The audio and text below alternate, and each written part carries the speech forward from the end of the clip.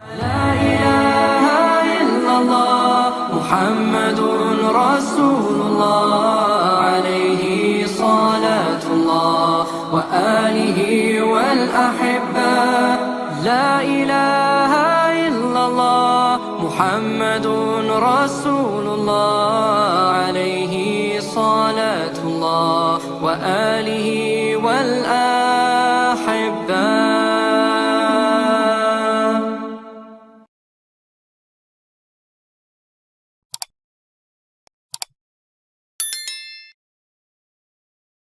Bismillahirrahmanirrahim. Assalamualaikum Ustaz Adi Dayan. Assalamualaikum warahmatullahi wabarakatuh. Izin bertanya, ayah saya meninggal 1 tahun yang lalu. Innalillahi wa inna ilaihi raji'un. Semoga Allah memberikan penerimaan terbaik, ampunan, kemuliaan, dan menempatkan di tempat yang terbaik juga bagi para ayah-ayah lain atau hamba-hamba lain yang telah kembali kepada Allah dalam keimanan. Ketika masa iddah ibu saya ingin menikah lagi karena dilamar orang. Ibu saya tetap menikah setelah masa iddah selesai, 6 bulan setelah wafatnya ayah saya. Bagaimana sikap saya untuk berbakti kepada ibu meskipun kecewa dengan keputusannya? Terhadap ayah angkat, bagaimana sebaiknya saya bersikap? Kepada ibu itu ya sikapnya anak terhadap ibu. Ya, kecewa itu ya biasa, manusiawi.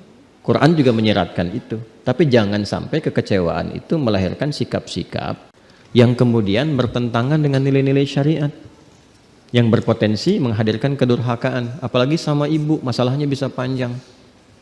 Ya, bukan hanya di dunia, itu bisa sampai alam kubur, bisa sampai ke akhirat. Contoh misalnya, ada nggak ayat di Quran kalau kita sedang kecewa nggak boleh ditumpahkan pada orang tua, khususnya ibu? Ada. Buka Quran surah ke-17 misalnya, Al-Isra. Ayat 23 itu dan seterusnya. Wa qadha rabbuka alla ta'budu illa iyyah wa bil walidaini ihsana imma yablughanna 'indakal kibara ahaduhuma aw kilahuma fala taqul lahumā uff wa la tanharhuma. Ya, Allah sudah menetapkan hukum, dan kalau sudah menetapkan hukum nggak bisa ditawar. Nggak bisa ditawar. Baik ya, kecuali nanti hal-hal yang telah Allah tetapkan, ketentuan-ketentuan lainnya ya, sebagai alternatif hukum. Hikmahnya banyak nanti. Dan diantara ketetapan itu, selain penyembahan mutlak hanya kepadanya, juga berbakti kepada kedua orang tua. Dan bakti kepada kedua orang tua itu diikat dengan sifat ihsan. Jadi diantara amalan langsung di dalam Quran yang disifati dengan sifat ihsan, itu bakti pada orang tua. Itu ayatnya cukup banyak itu. Ya, yang di Al-Ahqaf misalnya ayat 15. Wa wassaynal insana biwalidayhi ihsana. Ya, banyak nanti yang di Quran surah 31 Luqman ayat 14 tuh. Bedanya nanti yang di Luqman wahnan ala wahnin, ya, yang di Al-Ahqaf itu kurhan. Dan itu nanti banyak itu, ya, banyak gambaran-gambarannya. Nah, saya ingin turunkan dulu. Bahkan kalau keduanya masih ada dan menjelang masa-masa sepuh, pasti akan ada itu indikasi dari Quran, akan ada sikap-sikap dari kedua orang tua itu. Mungkin Anda yang tidak sepakat. Ya, tapi jangan sampai menjadikan Anda itu kurang bakti, kata Quran. Kadang-kadang minta diingat lagi. Coba kalau kamu di posisi sedang dirawat. Jangan sudah lahir deh, sebelum lahir aja, kata Quran itu. Ya, misal di Quran surah ke-31 ayat 14. Wa wassaynal insana biwalidayhi baik hamalathu ummuhu wahnan 'ala wahnin. Itu yang di Luqman. Yang di Al-Ahqaf wa wassaynal insana biwalidayhi ihsana. Terus hamalathu ummuhu kurha wa hamluhu wa fisaluhu 30 syahra hatta idza balagha ashuddahu wa balagha 40 sanatan qala rabbi awzi'ni an ashkura ni'mataka allati an'amta 'alayya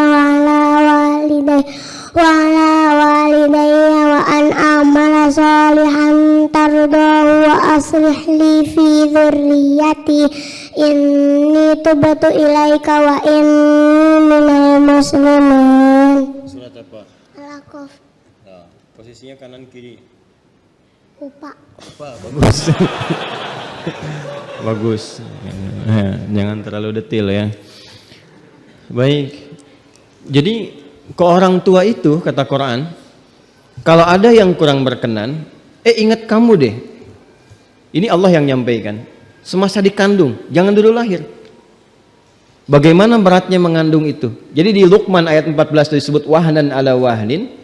Ya, wahnan ala wahnin itu sesuatu beban yang sangat luar biasa. Sampai mohon maaf ya, sampai yang merasakan di satu titik, tapi dampaknya bisa ke semua titik. Ya, Anda pernah olahraga angkat beban kan? Angkat beban itu kan yang diangkat itu di pundak, tapi kan tumpuannya ke semua ya. Nah itu diilustrasikan begitu ketika seorang perempuan mengandung, itu rasanya bisa kemana-mana.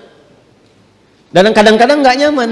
Tapi dalam situasi nggak nyaman pun nggak bisa disimpan dulu misalnya. Ya, nih mamah mau masak sebentar ya, ada istirahat dulu. Nggak bisa. Itu 9 bulan 10 hari kurang lebih dibawa dan seterusnya. Dan ada rasa-rasa tidak nyaman pun ditahan. Miring kanan nggak sulit, kiri juga susah dalam tidur. Ya dan seterusnya. Nah situasi itu dibawa kepada kita anaknya untuk berpikir. Jadi kalau kamu mau marah, kamu mikir dulu. Kalau mau berkata pun mikir dulu. Apalagi harus sampai membentak. Berkata yang kasar. Ya, karena ibumu pun saat mengandung kamu itu normalnya nggak pernah bentak-bentak kamu. Ya, apa sih nendang-nendang dulu? Misalkan kan begitu kan? Sudah kerasa nih nendang-nendang. Malah yang keluar kan kalimat-kalimat yang halus. Ya. Yang paling dahsyat tuh begini, bahkan ketika engkau sukses pun dan orang tua kadang nggak minta, kamu mungkin nggak sadar saham kamu itu mungkin cuma 30%, 70%-nya itu ya bapak ibu kamu. Makanya ketika kamu sukses, bahkan usia 40 tahun sudah sukses, dapat ini dapat itu, kamu jangan lupakan mungkin saham terbesar kesuksesan kamu itulah doa ibu kamu yang menangis di setiap pertengahan malam. Itu keberkahan bapak kamu tuh, yang walaupun cuma menggarap sawah, kebun, serabutan kerjanya, tapi halal. Itu yang dipakai untuk menjadi pondasi kamu sampai sukses kuliah. Sampai keluar, ngayuh beca, ya, keringatnya keluar. Sampai kamu sukses, kamu dibanggakan orang, kamu diviralkan, IPK 4 sekian, pekerjaan mudah, aksesnya hebat dan sebagainya. Itu dapatnya semua itu, saham terbesarnya itu bapak ibu kamu. Makanya kalau ada orang yang merasa sukses, jangan dinisbatkan pada dirinya sendiri dulu. Kata Quran itu, hal pertama yang engkau harus lakukan, syukuri nikmat itu dengan mendoakan kedua orang tuamu. Kalau belum bisa ngasih sesuatu, minimal doain yang baik. Qala rabbi auzi'ni an ashkura ni'mataka allati an'amta alayya wa ala walidayya. Itu disatukan tuh. Ya, karena itu mohon izin, kecewa, tidak nyaman itu biasa. Itu biasa.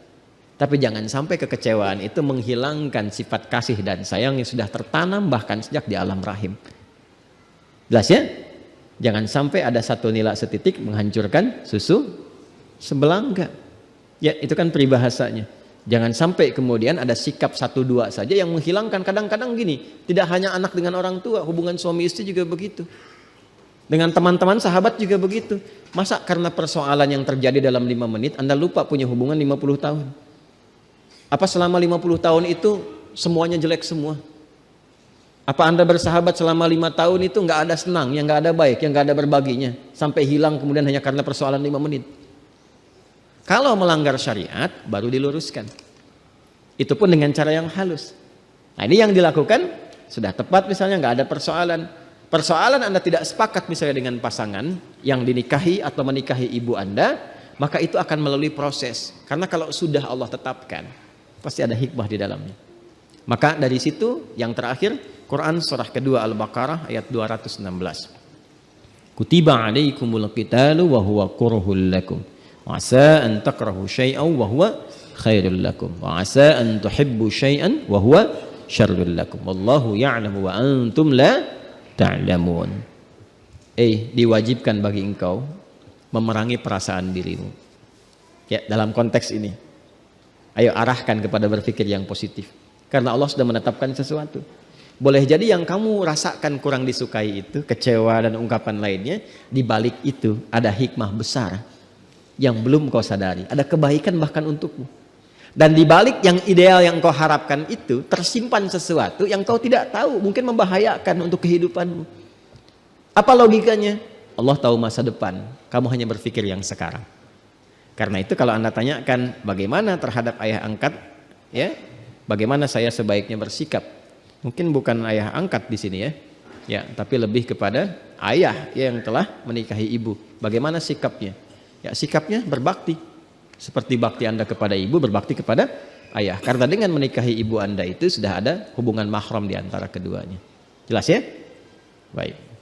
Wallahu ta'ala a'lam bis-shawab. La ilaha illallah Muhammadun Rasulullah alaihi salatullah wa alihi wal ahibba. La ilaha illallah Muhammadun Rasulullah alaihi salatullah wa alihi